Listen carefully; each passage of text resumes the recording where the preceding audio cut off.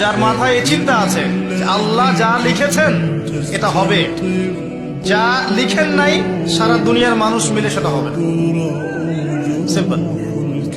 আমি শুধু একটা কথা বলি, শুনেন, চায়ের কাপে আর ফেসবুকে ঝড় তোলার চাইতে, চায়ের কাপে আর ফেসবুকে এইসব আলোচনার ঝড় তোলা আর এই যে আয়নাঘরের একটা রিমান্ড, এটাকে আপনি 1000 কোটি গুণ দিয়েও আপনি হিসাব করতে পারবেন।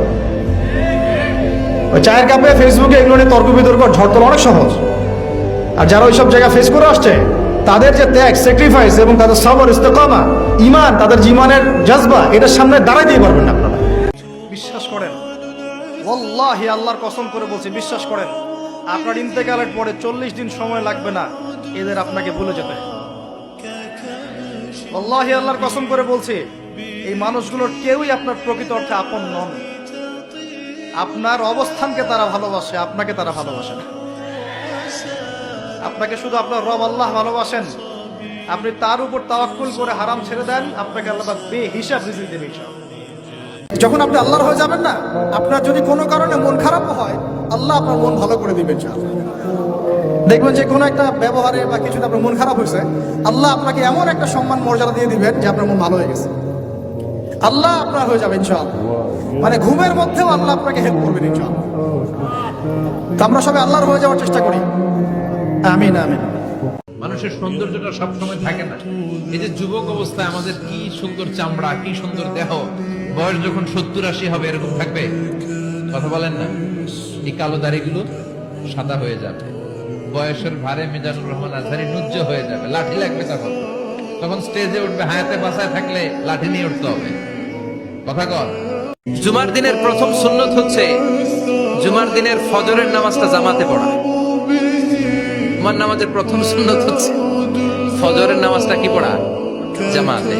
আফদালুস সালাওয়াত ইনদাল্লাহি সালাতুল ফাজরি ফি ইয়াউমিল জুমআতি ফি জামাআহ।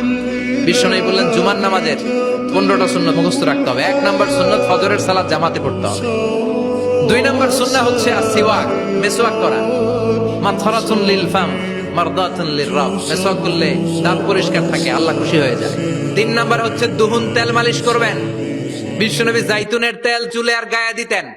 বিশ্বনবী বলতেন ওয়াদাহিনু ফাইন্না ফিত তাদহিনে বারাকাত। তেল খাও, তেল দাও, তেল মালিশ করো, তেলের ভেতরে আল্লাহ বরকত ঢুকাইয়া দিছে। 4 নম্বরে আত্তিব, জুমার দিনে সুগন্ধি লাগিয়ে যাওয়া সুন্নাত। লাগাবেন? লাগাতে রাজি আছেন?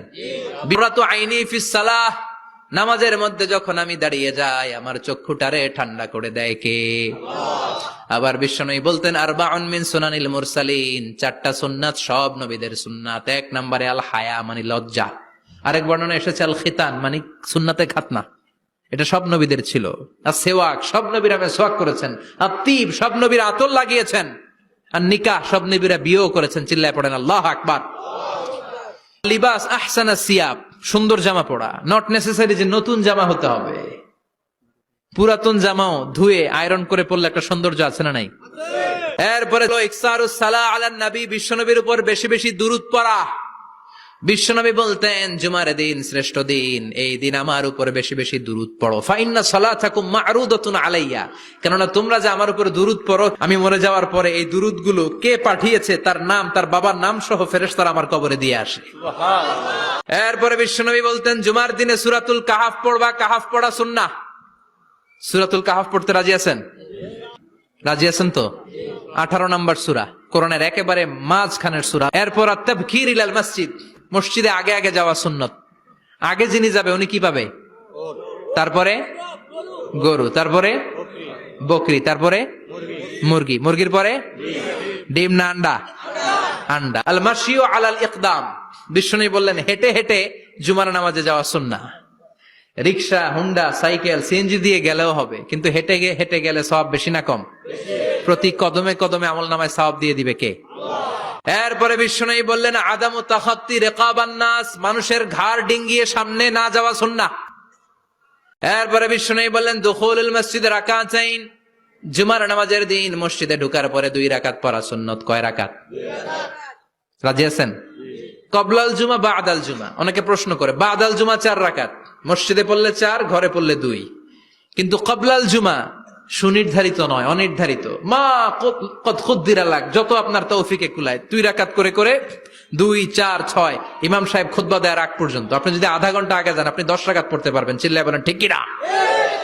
এরপরে বিশ্বনবী বললেন ইনসাত, চুপ থেকে খুতবা শুনবা। জুমার খুতবার সময় কথা বলা যাবে নাকি? কথা কন। বিশ্বনবী বললেন তোমার সামনে কেউ কথা বলতেছে, তুমি যদি বলো চুপ করো, এটাও তুমি খারাপ কাজ করছো। চুপ করো তোমার কইতে কইছে কে? চুপ করো বলে তুমি আরেকটা ভেজাল লাগাইছো। চিল্লায় বলেন ঠিক কিনা?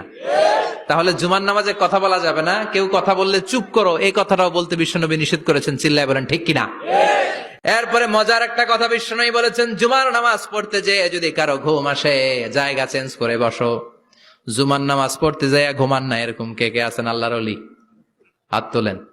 হাত তুলতে পারবেন? আমিও তুলতে পারবো না, আমি কত ঘুমাইছি। জুমার খুতবা শুনতে গেলে ঘুমাস, কারণ রহমত নাজিল করে কে? পুরো মসজিদের ডানে বায়ে রহমতে ঠাসা, খালি ঘুম আর ঘুম। আছে না নাই?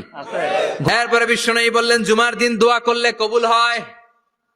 এমন একটা সময় আছে জুমার দিনে, ওই সময়ে যদি বান্দা আল্লাহর কাছে কিছু চায় সেটা না দিয়ে খালি হাতে আল্লাহ বান্দারে ফিরায় দেয় না।